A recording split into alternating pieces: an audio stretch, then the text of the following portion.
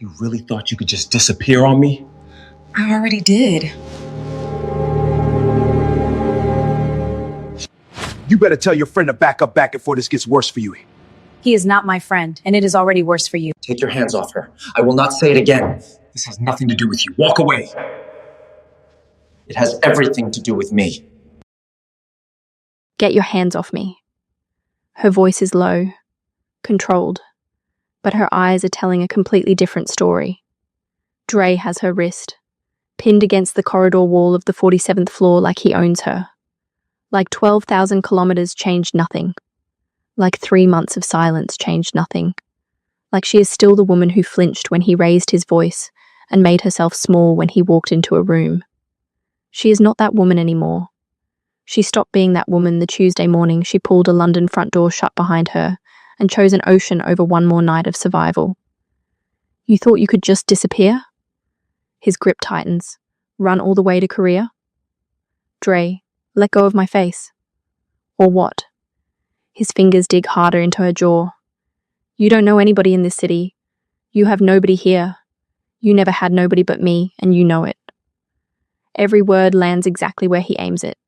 3 years made him a precision instrument. He knows which places still have nerve endings, and he goes for all of them at once. She does not flinch. She does not shrink. She holds his eyes with something cold and forged and completely unbreakable. And she waits. The elevator at the end of the corridor opens. Nobody is talking after that. Shin Hyun-woo steps off the elevator and the entire corridor changes. Not loudly, not dramatically. The way a room changes when a storm decides to come inside. He stops walking. His eyes go to Amara first. 1 second, reading everything. The grip on her wrist. The hand at her jaw. The mark already forming. And then move to Dre and stay there. He says nothing. Just looks. And that silence is the most dangerous thing in this building right now. Dre feels it crawl across the back of his neck before he understands what it is. He turns, takes in the man at the end of the corridor. Tall, dark-jawed, the tattoos climbing from his knuckles up both arms, curling up his neck. That single fine streak of blonde in his dark hair catching the light. Eyes with no heat in them whatsoever. Not cold. Beyond cold. The eyes of a man who has already ended this situation in his mind and is simply walking toward the formality of it. Who are you? Dre says. Hyun-woo walks forward. 1 slow step. Take your hand off her face, he says. Quiet.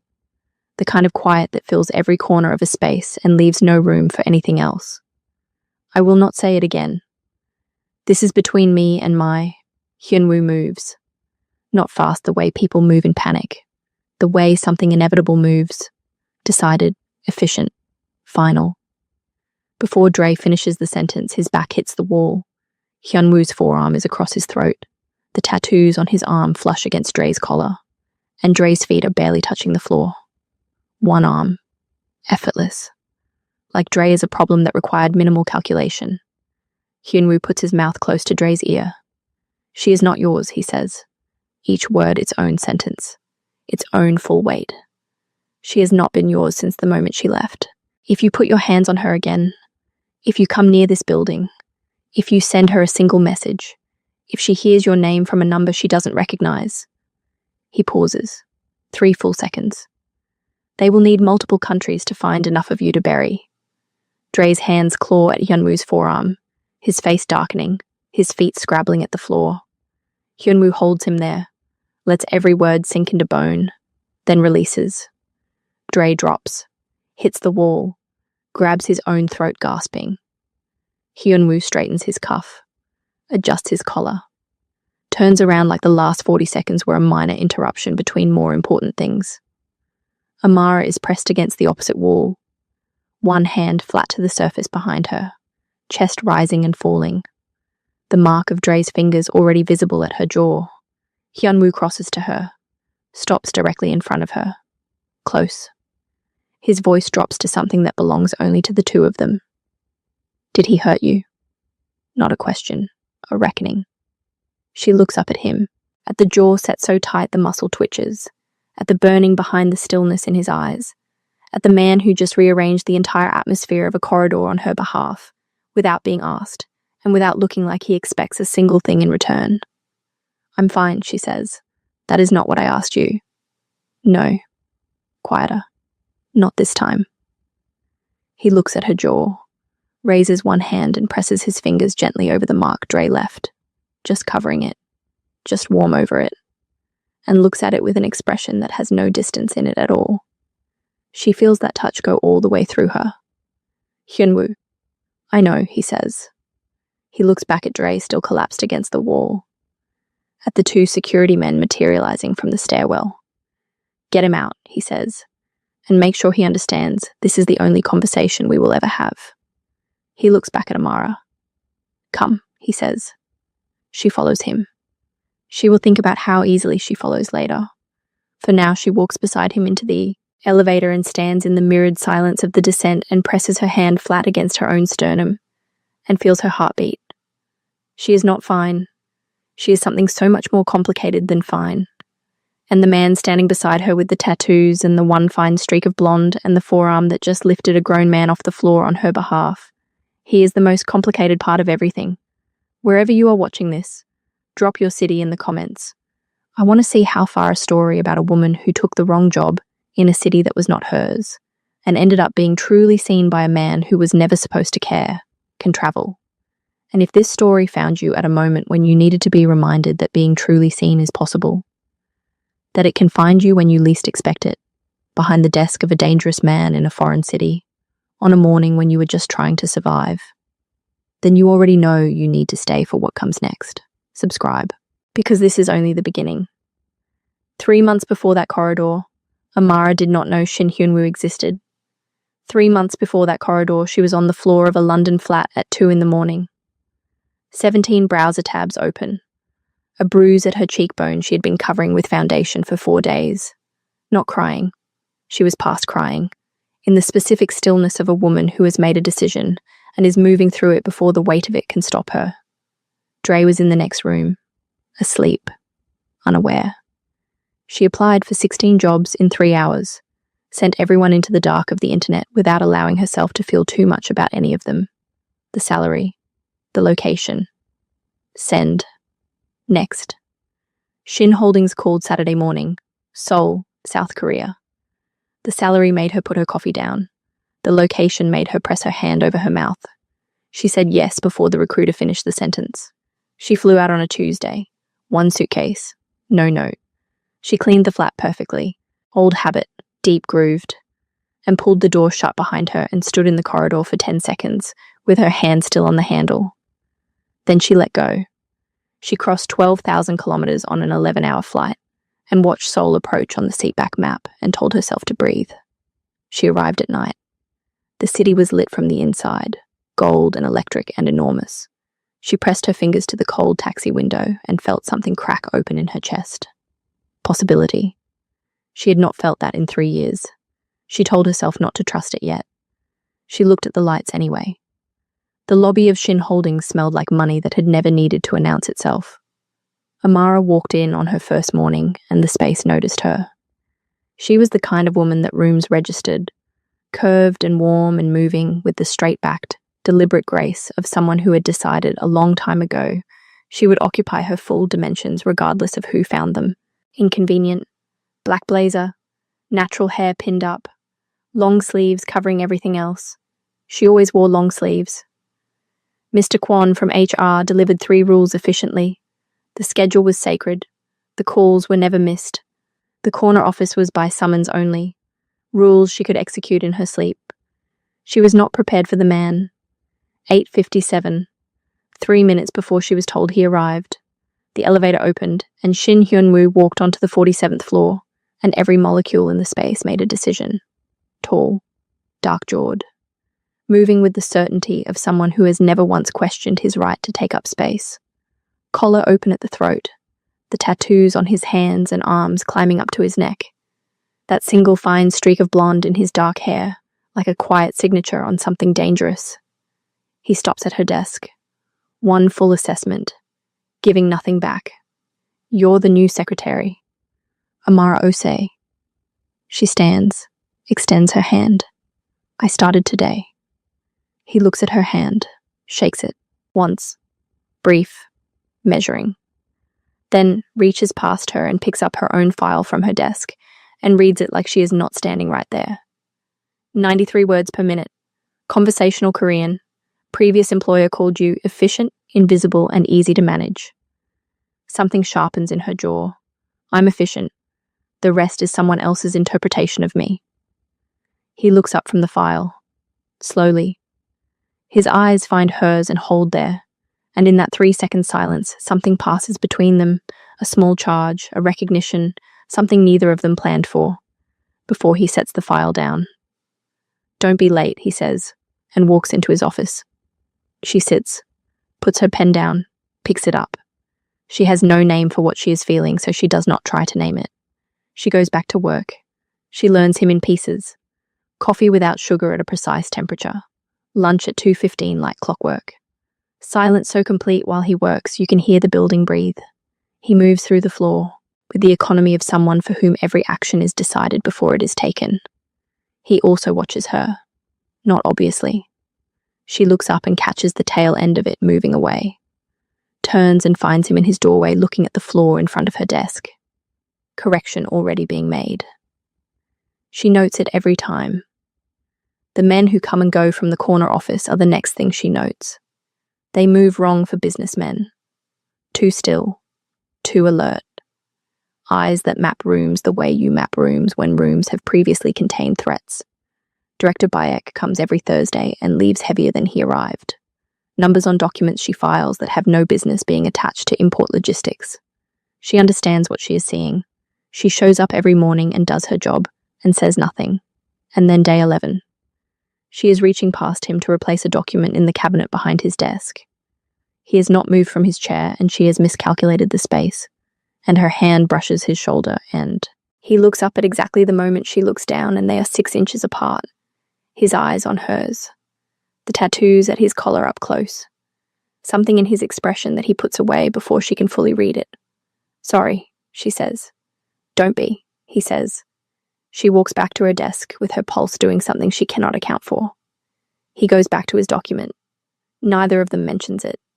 What neither of them says about it sits in the executive floor for the rest of the day, like a door that has been opened 1 inch and not closed. The first real crack appears on a Friday night when the floor is empty, and the city outside has gone dark and gold. She is working late on the Macau files. Documents she has slowly come to understand are not entirely about what they claim to be about. When she hears it from behind the closed corner office door.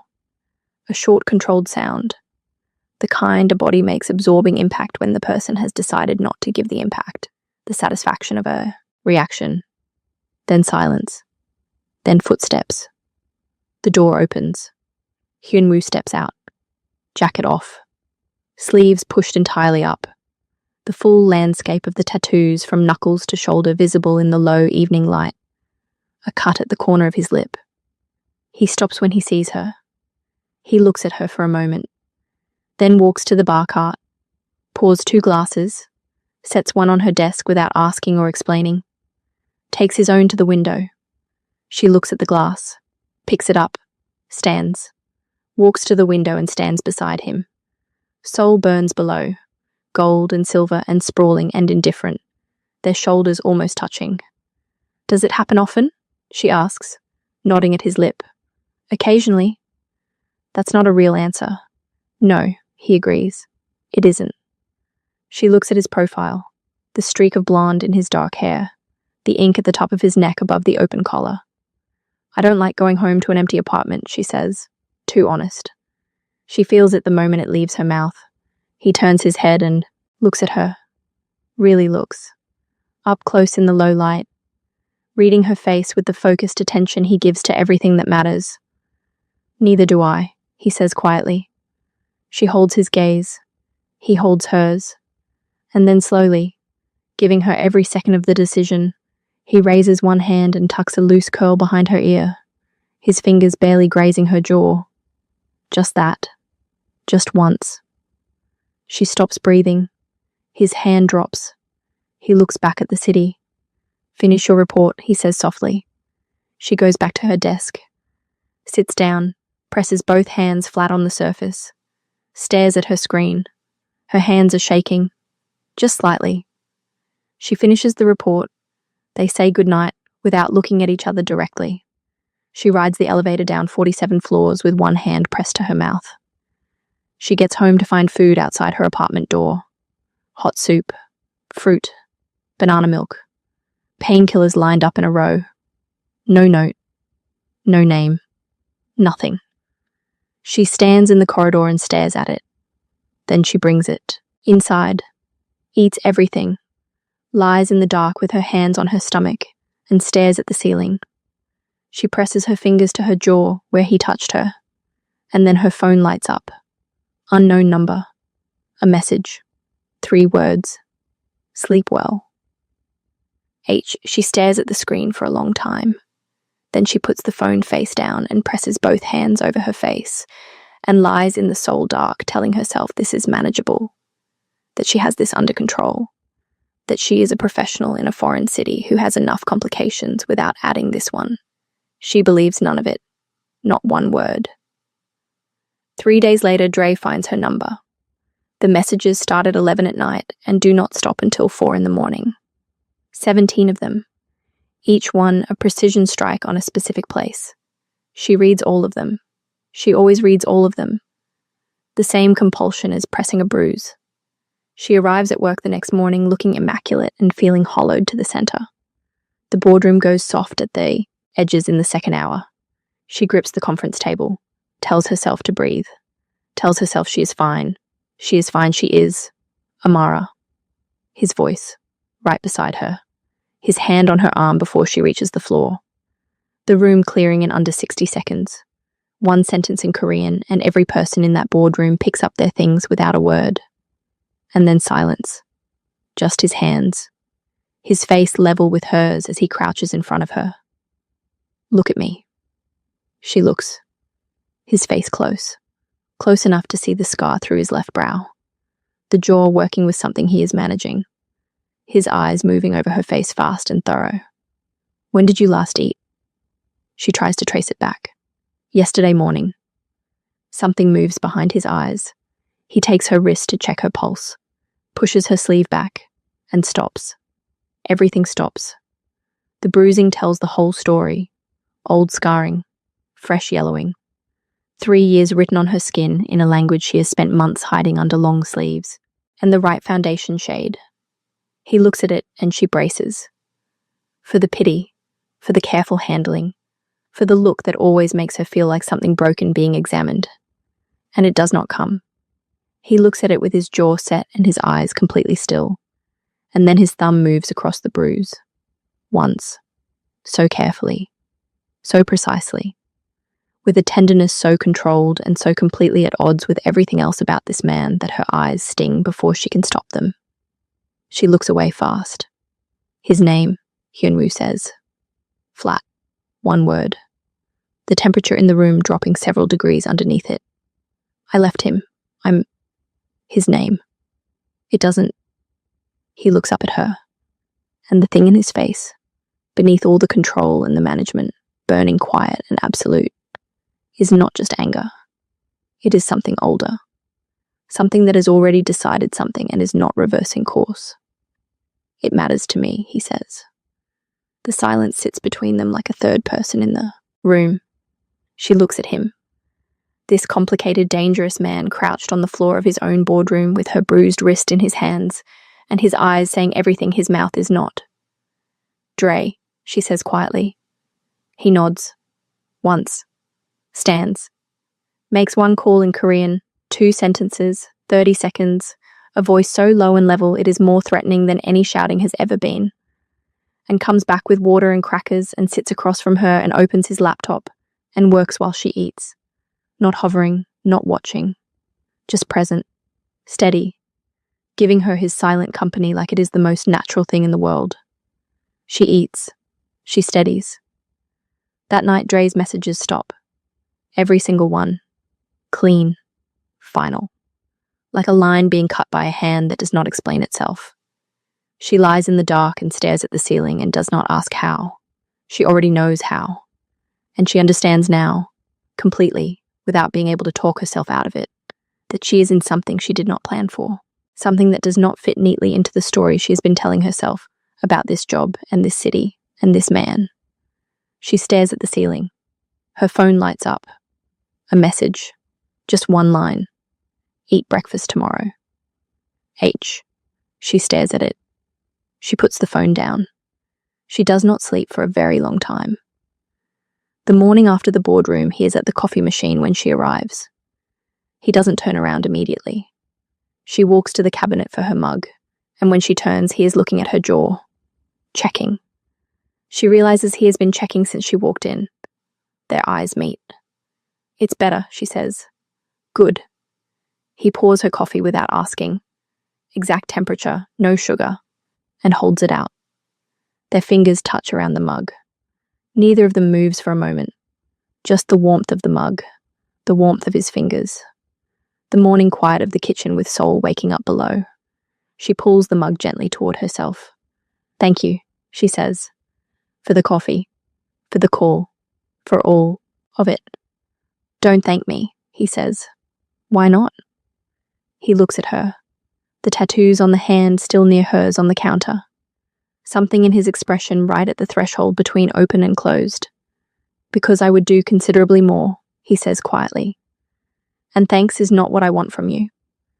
She feels that in her chest for the rest of the day. And then the rest of the day delivers something she was not expecting. Director Bayek arrives at 5. She can hear pieces of the conversation through the closed office door.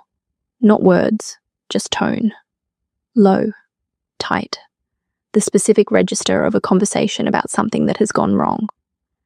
When Baek leaves, he does not look at her desk. He looks at the floor. She notes this. At 5:45, Hyunwoo opens the door. Go home, he says. She looks up. The Hyundai account. It can wait.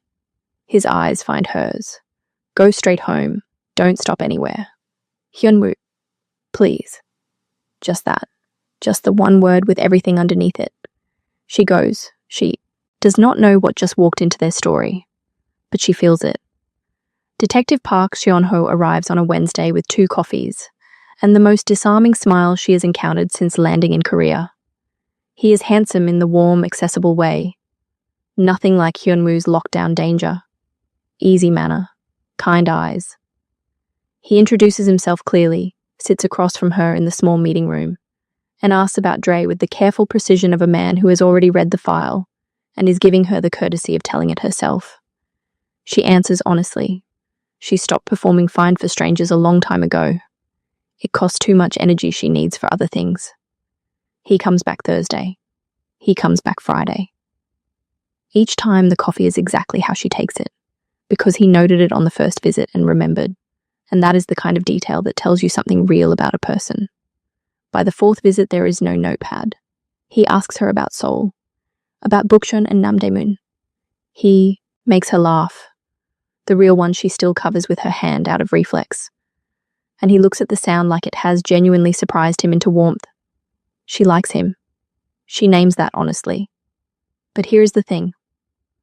The morning after his 3rd visit, she walks onto the executive floor, and Hyunwoo is in his doorway. And his eyes find her face in one sweep, and something in his jaw shifts. Barely. Real. Gone before most people would catch it. She catches it. He says nothing. He says nothing for 4 days. And on the 4th day, something happens that makes the silence irrelevant. She is at her desk at 6 in the evening when 4 men step off the elevator, and she knows immediately they are not clients. They move wrong for clients. They move the way men move when they have come to make a point with their bodies. The one in front looks past her desk to the corner office and says something in Korean that she catches enough of to understand is not a request. She picks up the phone. She does not finish dialing. Hyunwoo's office door opens. He steps out and takes in the 4 men in one sweep, and something in his expression closes down into a flatness that is more alarming than any display of anger would be. My office, he says, in Korean. Level. The lead man says something back, points at Amara, says her name like it is leverage. Everything in the corridor goes very still. Hyunwoo looks at the man's extended finger pointing at Amara for exactly 2 seconds. Then he crosses the floor. What happens next is not loud. It is not theatrical. It is the most efficient and complete dismantling of 4 large men she has ever witnessed in her life. Hyunwoo moves through them like they are a problem he has already solved.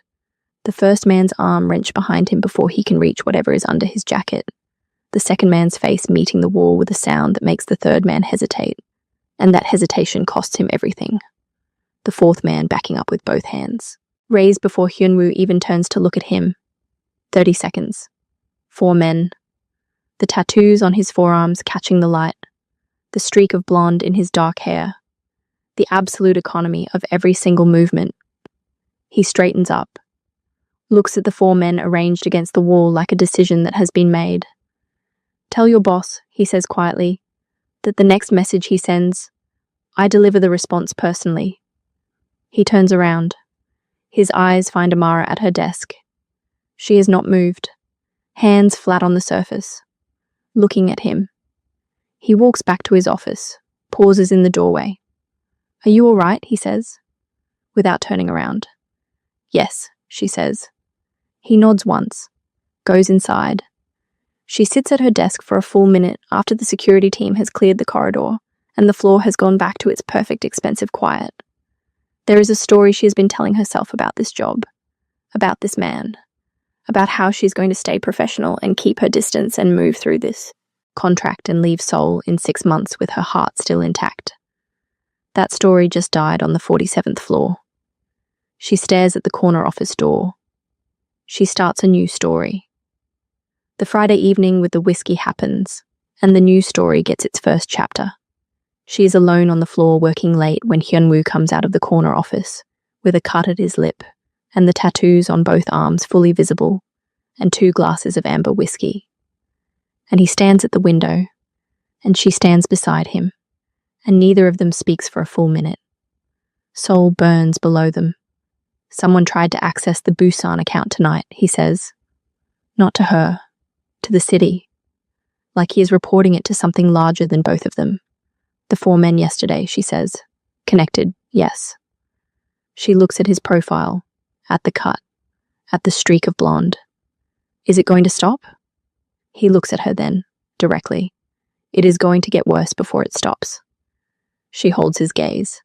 Are you telling me to leave? No, he says, immediately, without hesitation. Like the word came from somewhere below thought. She looks at the city. He looks at her, knowing that whatever is coming, the danger he just named, the thing getting worse before it stops. She is not going anywhere. She is not going anywhere, and she has stopped pretending otherwise. The confrontation happens on a Friday evening, with the floor empty and the city going purple outside the glass. Hyunwoo comes to her desk directly. No intercom. He stands in front of her with his hands in his pockets, and the stillness of a man managing something significant beneath the surface. The detective has been here 4 times, he says. She puts her pen down. He is working a case. He is building a case against this company. Against me. You are the access point. No cruelty. Just fact delivered without decoration. He pulled your hospital records from London. The emergency room visits. He is using your history to build emotional proximity. That is not kindness. That is a strategy. The words land. How do you know about my hospital records? 1 beat. Honest. Because I looked at them first, he says. The air cracks clean open. She stands. They are close, and she feels the full fact of how tall he is, and how much heat is coming off him beneath all that controlled surface. You had no right. No, he says quietly. I didn't. She stops. Because he does not defend it, does not explain it away. He stands underneath the admission and holds her eyes, and lets her have the anger fully, and does not move from underneath it. The anger moves through her, and underneath it, all of it rushing up at once, the food outside the door and the whiskey at the window and the thumb across her bruise, and the call that ended 17 messages, and the fingers at her jaw, and the coffee held out without asking. She looks at him and feels something she's not going to be able to manage anymore. Don't look at me like that, she says. Barely a sound. Like what? Like I am something you have already decided about. He is quiet. The tattoo at his neck moves when he swallows. What if I have, he says. What if that decision was made the morning you told me efficient and invisible was someone else's interpretation, and I have simply been too controlled to say so until right now? The silence after that rewrites something permanent. She picks up her bag. Good night, Hyunwoo. Good night, he says. She walks to the elevator, steps in, turns around. He is still at her desk, still watching her, with an expression she has never seen on him, open, certain, carrying nothing held back. The doors close. She rides down 47 floors with her back against the wall and her heart slamming against her chest.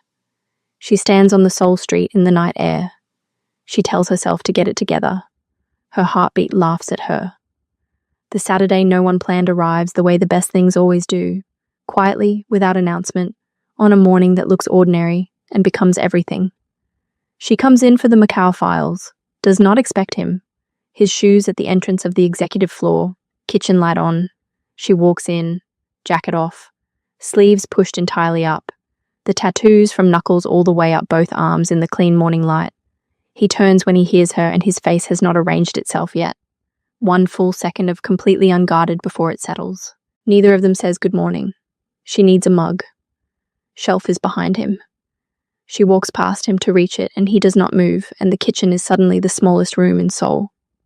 She has the mug. She turns. He is right there. She looks up. He looks down. Nothing between them. No distance, no pretense, no more management. Amara. Low. Her name only. Carrying 3 months of everything unsaid. Don't start, she says. Knowing it is already started. That it has been started for weeks and she has simply been the last to stop pretending. Tell me to step back, he says. Eyes on hers, placing the decision entirely in her hands. Say it and I step back right now. She says nothing. He raises one hand slowly, unhurried, giving her every second, and touches her face. His thumb at her cheekbone. The tattoos on his fingers warm against her jaw. She feels that touch go through every wall she has ever built. All the way down to the woman who existed before she learned to make herself small. All the way down to the woman who is still there. Who is always still there. She makes a sound. Quiet. Involuntary. She feels him hear it in the breath he takes. He kisses her. Not urgently. With the precise focused control he gives to everything that matters, which makes it more devastating than any urgency could ever be. His hand at her face. Her fingers gripping his shirt. His other arm coming around her waist and pulling her closer. The tattoos on his forearm warm against her back. The kitchen still. Seoul below. 2 very controlled people coming completely undone in the most deliberate way. When they break apart, she keeps her eyes closed for 1 full breath. Opens them. This is a terrible idea, she says. Yes, he says. Not apologetic. Just honest. You run a criminal organization. Yes, I work for you. You run me, he says. Flat. Completely undecorated. That is a different thing entirely. She looks at him. At everything he is. The tattoos. The blonde streak. The scar through his brow. The man underneath all of the danger who left food outside her door and said neither do I to a window in the dark and pressed his thumb across her bruise like she was something worth being careful with. She kisses him again. She starts it. Rises up and presses her mouth to his and feels the sharp breath he takes like something she has fought for and won. And his arms come around her fully. And she feels the warmth of the tattoos on his forearms against her back, and she kisses him with everything. With London and the floor, and the 17 browser tabs, and the bruise, and 12,000 kilometers of running. All of it. Every single piece of it. And he holds her like she is the thing his arms have been built for without his knowing. They stay like that until Seoul comes fully awake below them. She presses her forehead to his jaw. Still a terrible idea, she says. She feels him smile against her hair. Not the managed almost smile she has sometimes caught, across the office. Real. Private. Small. Entirely for her. She holds on, looks at Seoul going gold through the kitchen window. She is home. She has not been home in 3 years. She is home now, and it has tattoos and one fine streak of blonde, and it is without question the most dangerous and most right thing that has ever happened to her. But it is Saturday morning, and they are standing in a kitchen 47 floors above Seoul, and neither of them has said the word yet for what this is. And then his phone goes off. He does not move immediately. He holds her for another second, just one, deliberate, like he is choosing to hold it against whatever is coming. And then he reaches for it. He reads the message. The warmth in his face does not leave entirely, but something moves behind his eyes, something that tells her the world outside this kitchen has just sent them both a reminder that it has not gone anywhere. "What is it?" she says. He looks at her. "Jang Woo-sung," he says. She does not know that name yet. She will. What follows is the best and most dangerous stretch of her life, and she chooses it with both hands open. They do not name it out loud. No declarations, no neat conversations about definitions. What they are lives in the vocabulary below words. In the mornings at the coffee machine where his arm presses against hers and neither moves apart. In the hand at the small of her back in corridors. In the text messages she is never supposed to see the context of and always understands anyway. But something has changed since that Saturday morning, and it is not just them. The floor feels different. The men who come and go from the corner office come more frequently. Director Bayek arrives on a Tuesday as well as the usual Thursday.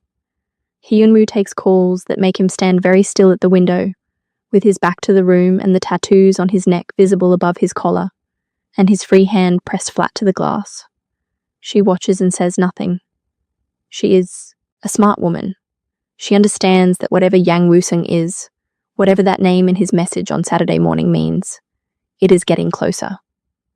One evening she comes home and her door code does not work. She calls the building manager. Security upgrade, she is told, arranged by the emergency contact on the unit file. She looks at the name, stares at her phone. "You changed my door code. 4 minutes. The old one was too simple." She types and deletes 3 responses. Settles on. "We will talk about this." He replies, "I look forward to it." She puts her phone face down and presses both hands to her face. This man. This impossible, dangerous, completely impossible man. She is not fine. She has never been less fine.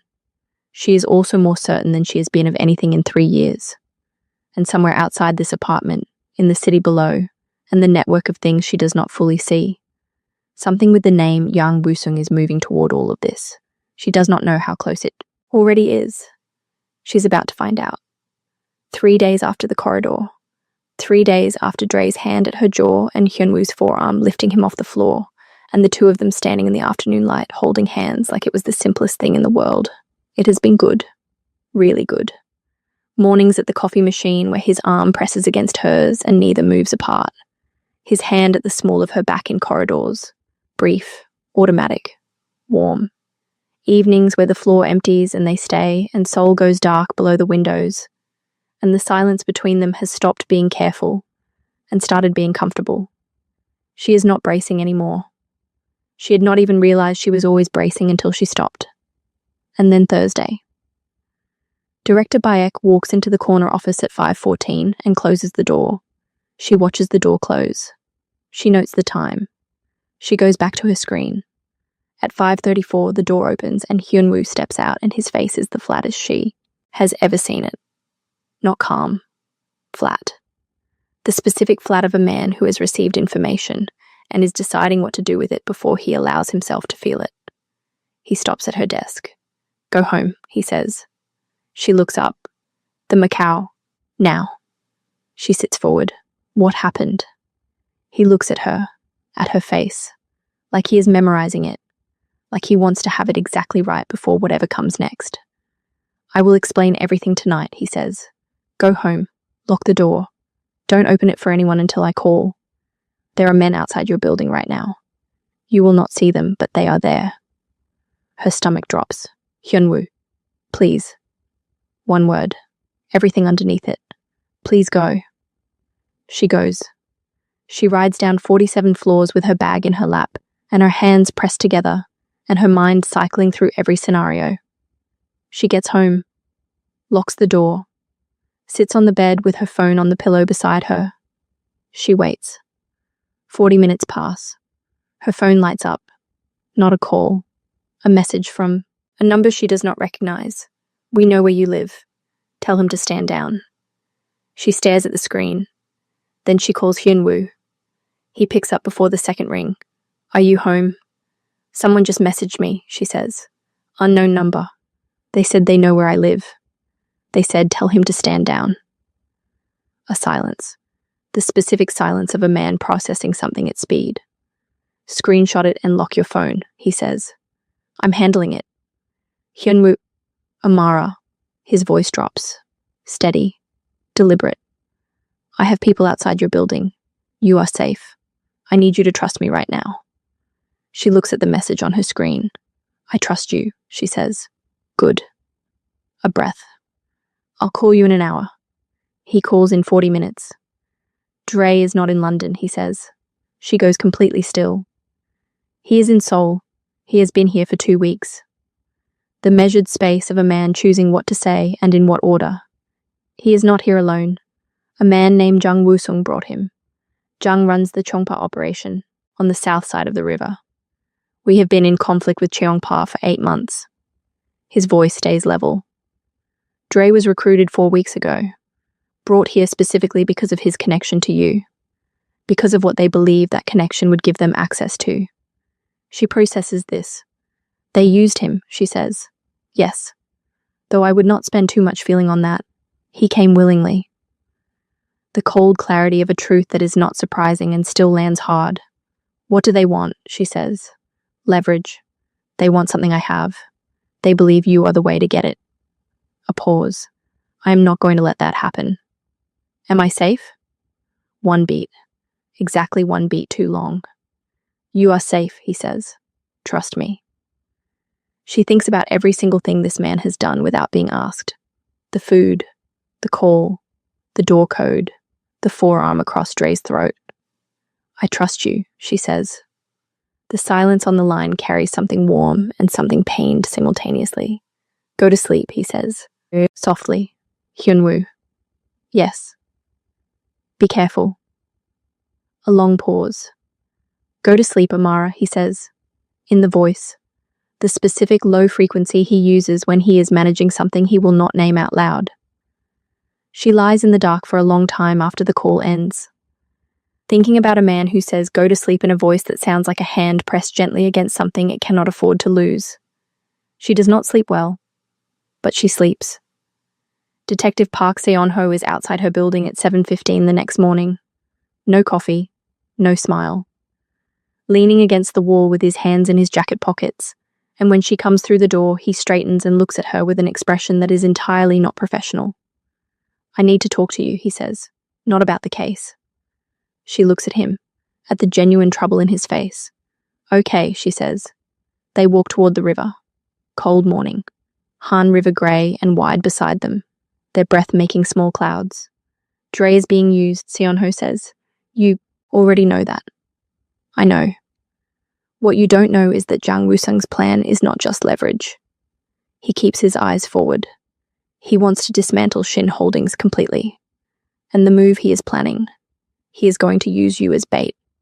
Draw Hyunwoo out into the open, away from the building, away from his people.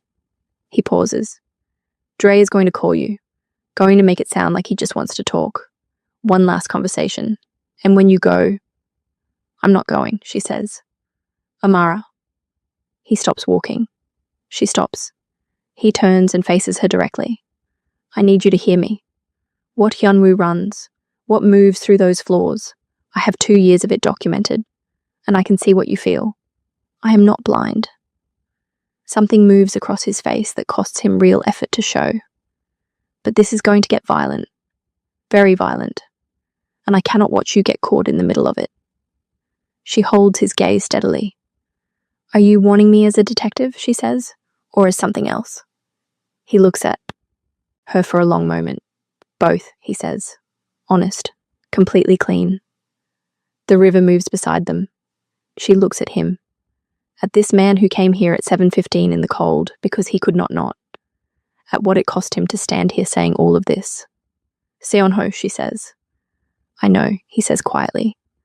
Before she finishes. He already knows. She can see it in his face. Thank you, she says. For telling me. He nods. If it goes wrong, he says. If you need somewhere safe, you call me. She puts her hand briefly on his arm. He looks at her hand. She takes it back. She turns and walks back toward the tower, and she does not look back because they both already understand what this is, and looking back will not change any of it. She tells Hyunwoo everything the moment she steps off the elevator. He listens without interrupting. Sitting at his desk with his hands flat on the surface, and his eyes locked on her face. When she finishes, he is quiet for exactly 4 seconds. Then he stands, walks around the desk, stops in front of her close enough that she has to look up, and the tattoos at his collar are right there, and the streak of blonde is catching the morning light, and he looks at her with something in his face she has not seen before. Fear. Not loud fear. Quiet fear. Contained. The specific fear of a man who has not allowed himself to care about something in a very long time, and has made the irreversible mistake of caring completely, and cannot undo it, and would not undo it, and is standing here terrified of exactly that.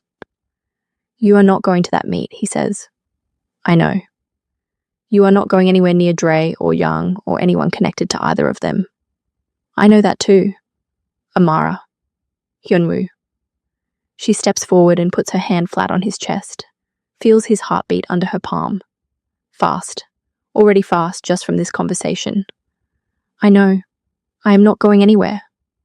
He looks at her hand on his chest, covers it with his own. The tattoos on his fingers warm over hers. He pulls her in and holds her, and she feels his chin at the top of her head and his heartbeat against her ear, and she understands that this fast heartbeat he cannot manage is the truest thing this man has ever given her, more than any of the other things. This, the heartbeat that runs away from him when she is close. She holds on tight. Stay close to me, he says into her hair, for the next few days. Okay. And promise me something. She pulls back and looks up at him. What? His eyes close and serious and very near. Whatever happens, whatever you see or hear, whatever Seonho tells you. He pauses. Don't make a decision about any of it until it is over. Give me the chance to explain everything. She looks at him for a long moment. Okay, she says. He kisses her then. Not gently. Not with the controlled precision of the kitchen or the careful deliberation of any of the times before. Urgent. Close. Carrying everything he is not saying, every piece of the fear, and the care and the mind he has not put into words yet. And she kisses him back, the same way with everything she has, and his hands are in her hair, and hers are gripping his jacket, and Seoul is blazing outside the window, and she feels completely and absolutely alive. When they break apart, she presses her forehead to his. Whatever happens, she says quietly, I am not going anywhere. He looks at her. He says nothing. He does not have to. The call from Dre comes at 2 p.m. Unknown number. She already knows. She looks across at Hyunwoo's open office door. He is already watching her. She answers on speaker without being asked. Amara. Dre's voice. And underneath it something she has never heard there before. Not confidence. Not cruelty. Something shaky. Something that sounds almost like genuine fear. I need to talk to you. Just talk. 10 minutes. I know I don't deserve anything from you, but I'm asking. She keeps her voice level. Where? Cafe on Itaewon Row. Blue sign. 7 tonight. I'll think about it. She ends the call. Hyunwoo is in the office doorway before the screen goes dark. Their eyes meet. Don't go, he says. I wasn't planning to. Amara? I mean it. I know you mean it. She stands, walks to him, looks up. What are you going to do? He holds her gaze. End it, he says. 1 sentence. No decoration. Carrying every implication of every word. She reaches up, puts her palm against his jaw, his cheek. Feels him lean into it. Barely, just slightly, just enough. Call me, she says. Whatever happens tonight, you call me first. He turns his face and presses his mouth to her palm. Warm, deliberate, staying for one full breath. Go back to work, he says softly against her hand. You first, she says. He looks at her for one more moment with the expression that has no management in it whatsoever. Then he goes back into his office. She goes back to her desk. She stares at her screen and types nothing for 4 full minutes. At 6 o'clock, Hyunwoo leaves with Director Bayek and 4 of his men. He stops at her desk on the way out, looks at her, does not say anything for a moment. Then he leans down and presses his mouth to her temple. Warm, deliberate, staying for one full breath like he is making sure he has it exactly right. He straightens up. Lock up when you leave, he says. Be careful, she says. He walks to the elevator. She watches him go. She sits at her desk for exactly 40 minutes after the floor empties. She lasts 40 minutes. The address Director Bayek gives her is a warehouse near the Mapo waterfront. 3 black cars outside. 2 of Hyunwoo's security men at the entrance who see her coming and look at each other with the expression of men who were given an instruction and are now understanding it was never a realistic one. She walks through them. Inside is large and cold and smells like river water and concrete. Strip lighting throwing hard shadows. And she does not walk into the aftermath of something. She walks into the middle of it, because it is not over yet. Jang Woo-sung's men, 6 of them, large, spread across the warehouse floor, are still moving. Hyunwoo's 4 men are dealing with 3 of them in the far corner, and the sound of it is loud and physical and completely real. Fists connecting, bodies hitting concrete, commands in Korean cutting through the noise. And in the center of the space, Hyunwoo himself is facing 2 men simultaneously, and she stops walking, and she watches. He moves through those 2 men the way water moves through a problem, finding angles, using their size and momentum against them, the tattoos on his forearms catching the strip lighting as his arms move. The first man throws a punch that Hyunwoo slips under completely, just ducks, effortless, like he saw it coming from the man's shoulder, and comes up with an elbow to the jaw that puts him on the concrete in one single sound. The second man pulls something from his jacket and Hyunwoo catches his wrist mid-reach, twists once, sharp, short, final. And the thing clatters to the floor and the man is on his knees with Hyunwoo's hand at the back of his collar before he understands what has happened to him. 30 seconds. 2 men. The tattoos on his forearms. The streak of blonde in his dark hair catching the overhead light. Every movement decided. Not a single wasted breath. Then he looks up. And he sees her. The expression that crosses his face is the most unguarded thing she has ever witnessed on him. Completely open, relief and fury occupying every single inch of him simultaneously. Amara. You have a cut above your eye, she says. He blinks, looks at her standing in the middle of his warehouse in her coat, with her chin up and her hands completely steady. I told you to stay. I know what you told me. She is already crossing the floor toward him. I came anyway. He watches her come. One of Jang's remaining men tries to move. Between them, Young, making the worst decision of his evening, and Hyunwoo's hand shoots out without him even looking, and grabs the man's collar and deposits him sideways out of her path like moving a chair from a table. She stops in front of him, looks at the cut above his right eye, the blood running thin down his cheekbone, the torn collar, the tattoos on his arms fully visible in the strip lighting. She raises her hand and presses her fingers carefully to the cut. He catches her wrist, gently, his fingers around it. I'm all right, he says. You're bleeding. Amara. You are bleeding on your face, Hyunwoo. The corner of his mouth moves. The tiniest fraction. Just that. Around them, the warehouse is settling. His men have the remaining men from Jang's side contained against the far wall. The sounds fading. And in a chair in the center of the space, zip-tied, expensive shoes, cold eyes, Jang Woo-sung, completely still in the way of a man who is lost and is not finished, being angry about it. And beside him, Dre wrist bound, looking like a man who has been frightened all the way into something approaching honesty for the first time in his life. Hyunwoo looks at her. Stay here, he says. I'm not going anywhere, she says. He holds her gaze for one moment. Then he turns to Jang Woo-sung, and the warmth leaves his face like a switch being turned off. She does not hear all of what Hyunwoo says to Jang Woo-sung because she is looking at Dre. She has not looked at him directly since she walked in. She looks at him now. 3 years. That is what she is looking at. 3 years of her life sitting in a chair with zip ties on its wrists, in a warehouse it had no business being in. And he looks small. Not the enormous shadow that crossed 12,000 kilometers with her without being invited. Not the voice that stripped her down at 2 a.m. with 17 messages. Just a man. Frightened. Ordinary. Out of his depth in a room that was always going to be too large for him. She examines what she feels. Not pity. Not satisfaction. Something closer to the specific quiet freedom of looking at the thing that controlled you for 3 years.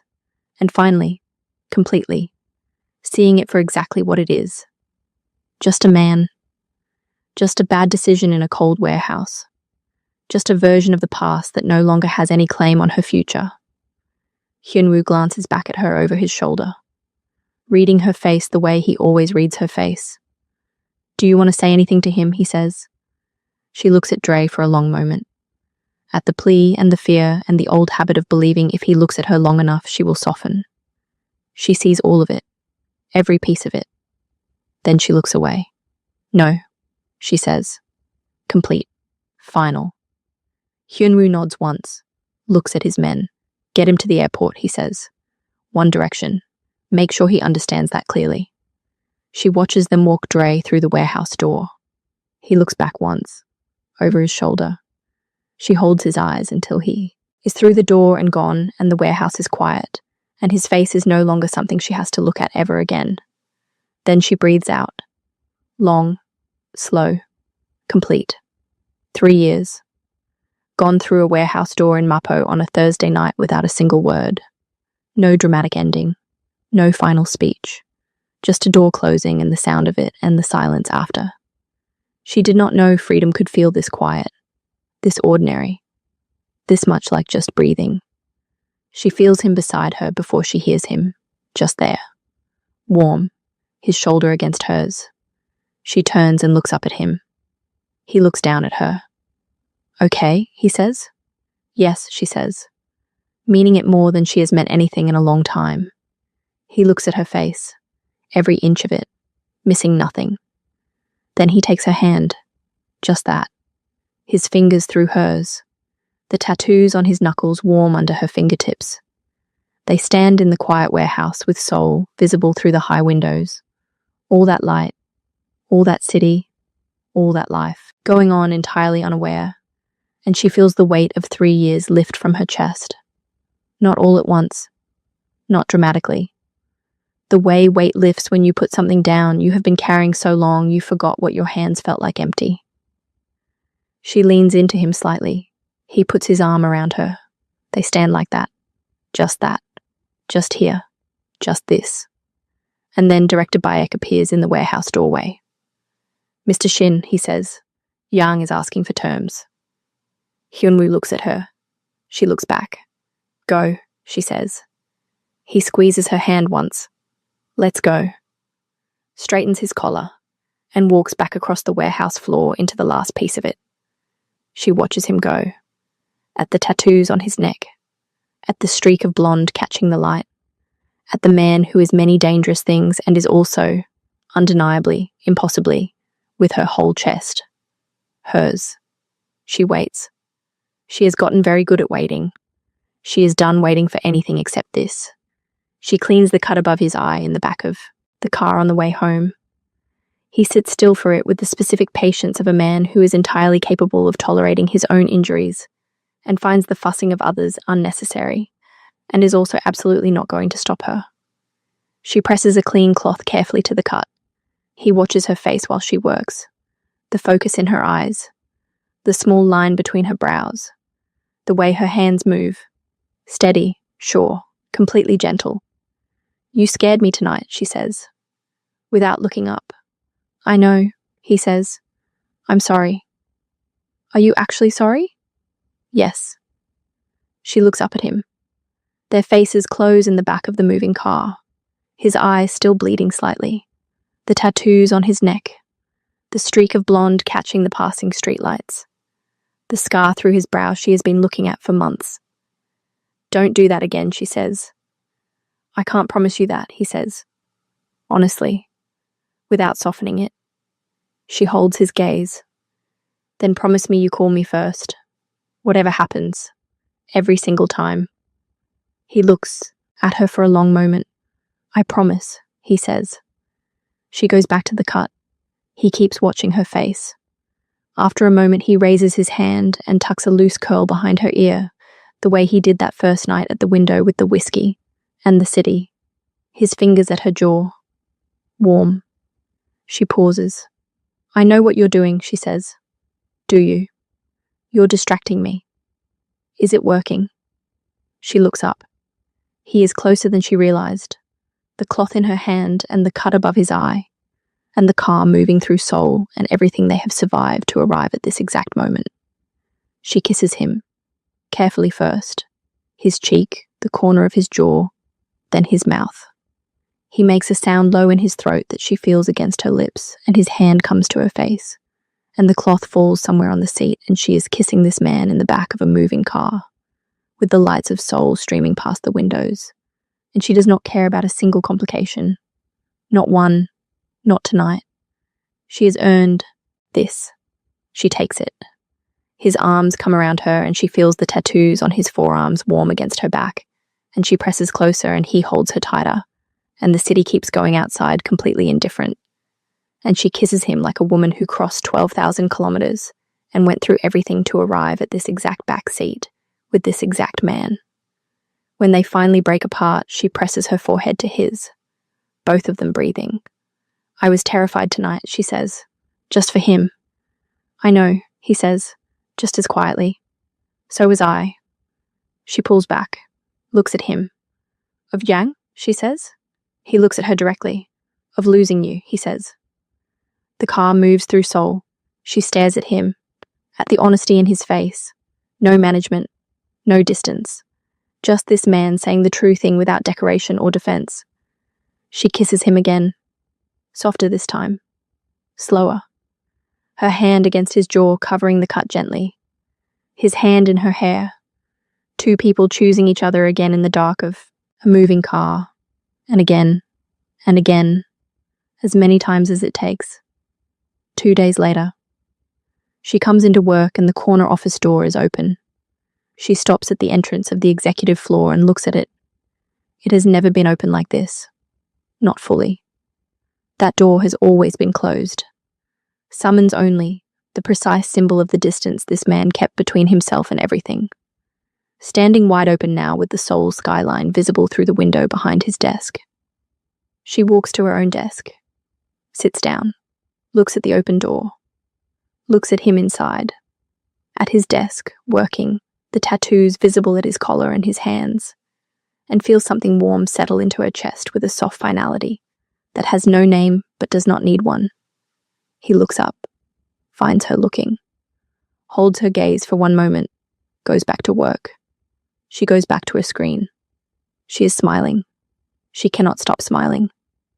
She decides not to try. But 3 hours later her phone buzzes. Unknown number, different from the last one.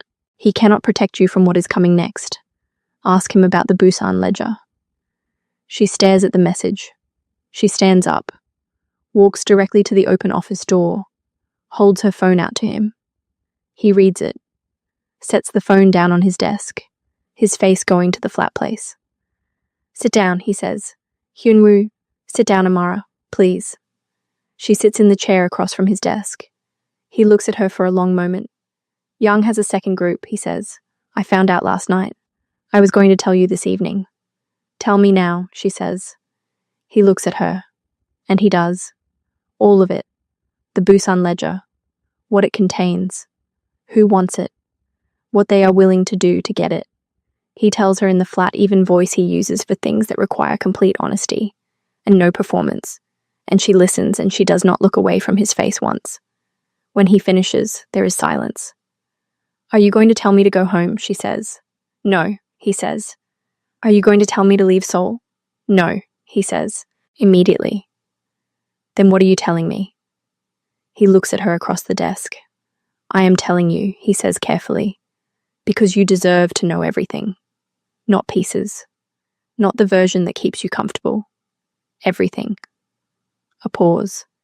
And because whatever comes next, I am not asking you to be in it uninformed.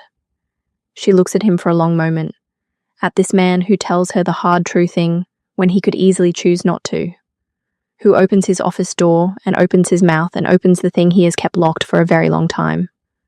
Okay, she says. Okay, he says. I'm not going anywhere, she says. I told you that. I meant it. He looks at her. Something in his face moves, opens, entirely. He stands up from his desk, walks around it, stops in front of her chair. She stands. They are close, and the tattoos on his neck are right there, and the streak of blonde is catching the afternoon light. He takes her face in both hands, kisses her, not urgently, not carefully. Something, between the two, honest and complete, and carrying every piece of what he just told her, and what she just said back, and the fact that she is still here, still standing, still his. She holds his jacket and kisses him back the same way. With all of it. 3 days later, Detective Park Seon-ho calls. Not to the office. To her cell. She steps out onto the small balcony off the break room and answers with the cold Seoul air on her face. There is going to be a second move, he says without greeting. Jang has 3 men. They have been watching your building since last night. She goes still. How do you know this? Because I have been watching them watch you. A pause. I'm not telling you this for any angle. I'm telling you because whatever I feel about any of this, he stops. Starts again. Quieter. Your safety is not something I am willing to leave to chance. She stands on the balcony with the wind off the river on her face. Tell him tonight, Seon-ho says. 3 men, dark blue, sedan, east side of your building since 11 last night. A breath. And Amara, be careful. She goes back inside and walks directly to the corner office doorway. Hyunwoo looks up from his desk. She tells him everything in 60 seconds. He is on the phone before she finishes the last word. What happens that night she is there for. All of it. She is in his car at the edge of the block. His condition, his terms, the single agreement under which he allowed her to be anywhere near any of it, when the 3 men from the dark blue sedan begin to move. They have been watching her building all day. Now they are moving toward it. 2 from the east, 1 covering the building entrance. She watches through the car window. Hyunwoo's men materialize from 3 directions at once, like they were always there, and the 3 men simply had not seen them. Because Hyunwoo's men are very good at being invisible, until precisely the moment invisibility is no longer the point. The first confrontation is fast and complete. The man at the building entrance reaches for something at his jacket, and one of Hyunwoo's team is on him before the reach completes. A takedown so efficient and so total, it looks like choreography. Down, contained, done. The man does not get back up. The second man runs. He gets half a block. And then Hyunwoo comes around the corner and the man runs directly into him, and it is so precisely timed that she presses her hand to her mouth in the car, because she does not know whether to be terrified or in awe, and lands on both simultaneously. The man throws a punch. Hyunwoo steps to the left of it, just steps, like the punch was a slow, irrelevant question, and his hand closes on the man's jacket, and the man goes into the wall with a sound that ends the conversation immediately. Hyunwoo pins him there with one forearm, says something low, gets something back, lets him go. The man does not run again. The third man, the smart one, the one who has been watching all of this from 50 meters away and has correctly assessed the situation, turns and walks in the opposite direction at considerable speed. He gets exactly 1 block. Because Seon-ho is there. She sees it through the car window. The badge, the voice, the handcuffs. Professional, efficient. And then Seon-ho looks up from the man on the ground and across the street, and his eyes find the car she is sitting in. He knows she is there. He holds the gaze for a moment, long enough to say everything that does not need to be said out loud, and then he nods. Small, final. She presses her hand flat to the window. He looks back to his work. She watches him until she cannot see him anymore. Hyunwoo gets back in the car. She looks at him immediately. His hands, his face, his collar. "Are you hurt?" she says. "No." "Are you sure?" "Amara." He looks at her. She looks at him. And then she leans across the seat and kisses him. His jaw first, his cheek, his mouth. His hands come up and hold her face, and she feels his thumbs at her cheekbones, and she kisses him like a woman who has just watched the man she is in love with. And yes, she knows it now. She is naming it clearly. She is done filing it anywhere. Walk through danger like it was nothing and come back to this car. She is in love with him. She has been in love with him since the whiskey and the window and the neither do I that sounded like a door opening. She is not afraid of it. She is done being afraid of things that are true. He holds her face and kisses her back with everything, and the car is still and Soul is moving, and she smiles against his mouth. He feels it. "What?" he says quietly. "Nothing," she says. He pulls back and looks at her, finding everything she's not saying and reading every word of it. Something in his expression opens entirely. Every degree of management dropped. Just him. Just the man underneath all of it looking at her like she is the one thing in his world that has never required a strategy. "Amara," he says. "I know," she says, before he can say whatever he was going to say. "I know, me too." He looks at her. "Me too," she says again, quietly, completely. He pulls her back in and holds her, and she feels his chin at the top of her head and his arms tied around her, and his heartbeat against her ear running away from him completely. And she closes her eyes and just lives in it. Soul moves around the car. Neither of them moves. He asks her to dinner 3 evenings later. Not in the scheduling tone. A question. An actual question with all the vulnerability of a man who does not ask for things and is asking. "Like a date?" she says. "Like a date," he says. They go to a small restaurant in Insadong that knows him. The owner's face when they walk in telling her everything about how rare this is, how entirely unprecedented it is for this man to walk through this door with someone beside him. They sit by the window. He orders for both of them after, asking her first. They eat. They talk. Not about Cheongpa or Jang, about her Korean vocabulary book, his mother's recipe, the spring beginning to push through the cold. He is lighter here. The management turned all the way down. She watches him mid-sentence and thinks this is what he looks like when he is happy, and she wants to see it for a very long time. He catches her looking. "What?" he says. "Nothing," she says. He refills her glass. She smiles at the table. He sees it, looks back at his food. The corner of his mouth moves, and then his phone buzzes on the table. He glances at it. His expression changes. Not dramatically. Not with alarm. Just the subtle shift of a man receiving information that requires immediate processing. "What is it?" she says. He looks at her, then turns the phone so she can see the screen. A photograph. The front of her building. Taken tonight. Time stamped 20 minutes ago. Sent from a number she does not recognize. Underneath it, one line of text. "Enjoy. Dinner." The restaurant is warm around them. Soul is moving outside the window. 2 plates of food they have barely touched. She looks at the photograph. At the timestamp. At the fact that someone is telling them right now, in this moment, in this restaurant, that they are being watched. She looks up at him. He is already looking at her. "We need to go," he says.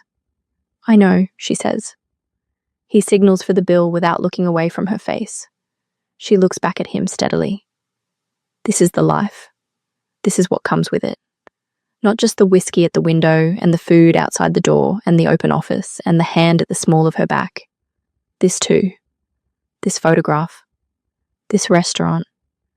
This moment of warm food going cold because something outside has just reminded both of them that it has not gone anywhere. She picks up her bag. "Okay," she says, simply, completely. He looks at her. "Okay," he says.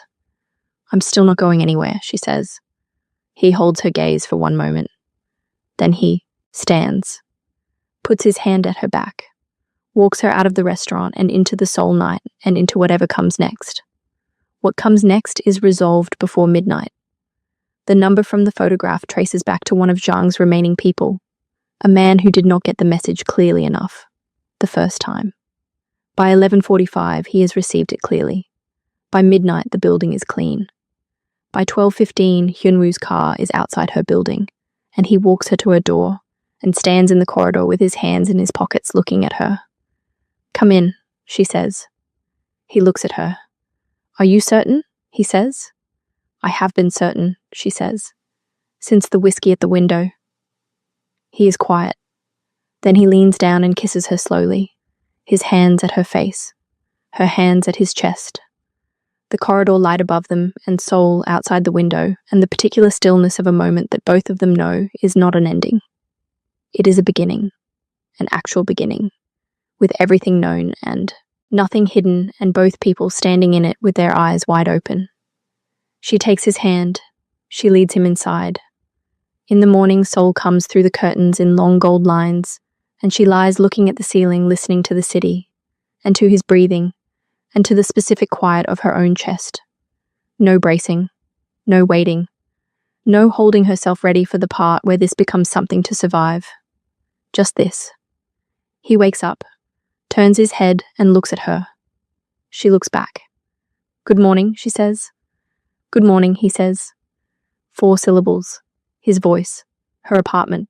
Seoul. The best 4 syllables she has ever heard. He makes coffee while she showers. She comes out to find him at her small kitchen counter with 2 cups and the morning light on the tattoos on his forearms and the streak of blonde in his unbrushed hair reading something on his phone with the focused expression he gets when something requires his full attention. He looks up when she appears, holds out her coffee. There, fingers touch around the cup. "Sit," he says. "I'll make food." "You don't have to." "Sit, Amara." She sits. She watches him cook in her small kitchen and drinks her coffee. And Seoul shines outside her window, and she thinks about the Tuesday morning she pulled a London door shut behind her. About the 11-hour flight. About the cold taxi window and the lights and the thin thread of possibilities she had not trusted yet. She trusts it now. Completely. Without reservation. 1 week later, Detective Park Seon-ho comes for the last time. Small cafe near the river. Already there when she arrives. No coffee. Just him. Sitting with his hands folded on the table like a man who has made his peace with something and came here to say so out loud. "I closed the case," he says, before she even sits down. She looks at him. "All of it?" "All of it." He holds her gaze. "I had enough to pursue it. I chose not to. Because the woman I built half that case around made her choice with her eyes fully open, knowing everything. And that is not something I get to take apart because I wanted it to go differently." She feels the full weight of what it cost him to say those 2 sentences. "Seon-ho, don't." Gently. "I'm not saying it for anything back. I'm saying it because it's true and because you deserve to hear it." She nods. "You are going to be extraordinary at this job," she says. He smiles, tired and real. "I already am." She smiles back. 5 minutes. Just 2 people who met inside something complicated and found something simple on the other side of it. When she stands to go, he stands too. She extends her hand. He takes it. Firm, warm, final. "Take care of yourself," he says. "You too," she says. She walks out into the spring Seoul air and does not look back. She knows what is behind her. She knows what is ahead. She walks back to the tower. 47 floors up. The executive floor. Her desk. The corner office with the door that is open now. Open every day now. And the man inside it who left food outside her door and said, "Neither do I," in the dark, and pressed his thumb across her bruise like she was something worth being careful with, and kissed her in a kitchen on a Saturday morning, and held her in a warehouse and said, "I have been in love with you since day one," like it was the simplest true thing he had ever allowed himself to say out loud. She hangs up her coat, sits down, opens her laptop. "How was lunch?" His voice from the office. Without looking up. already knowing she is there, already calibrated to her presence the way she is calibrated to his. Good, she says. I saw Seonho. He appears in the doorway. She looks at him. He closed the case, she says. Hyunwoo is quiet for a moment. Then he crosses the floor to her desk, stops in front of her, reaches down and takes her hand, and she lets him pull her up, and she is standing close with his hand around hers, and the streak of blonde in his dark hair catching the light and the tattoos on his fingers warm against her skin.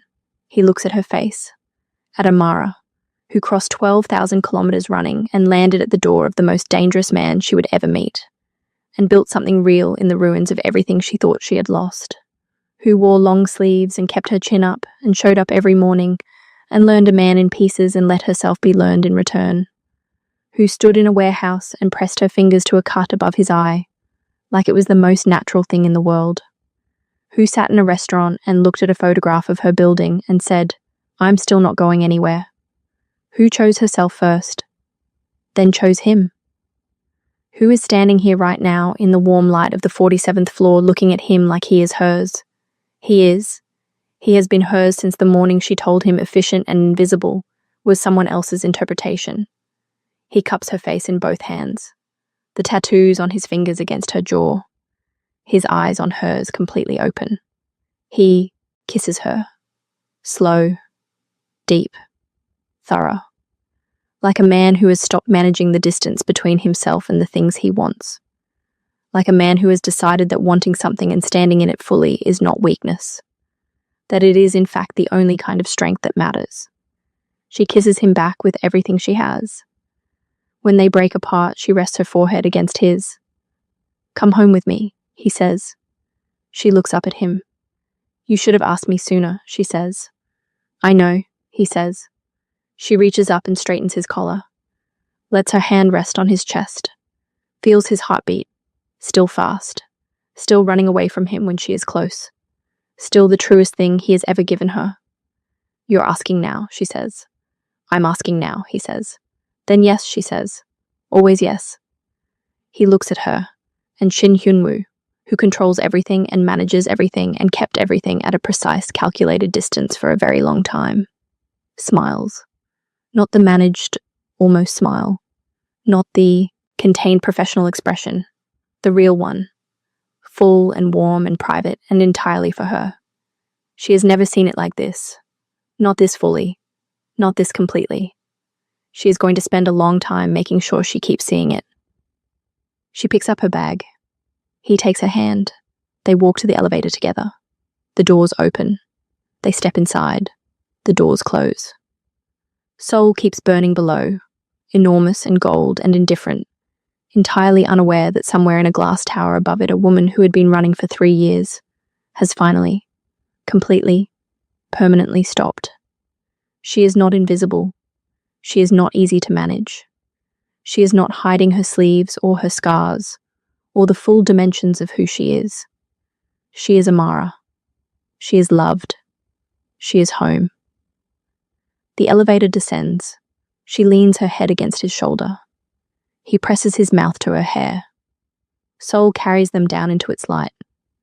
If you made it to the end of this story, you already know what it cost her to get here.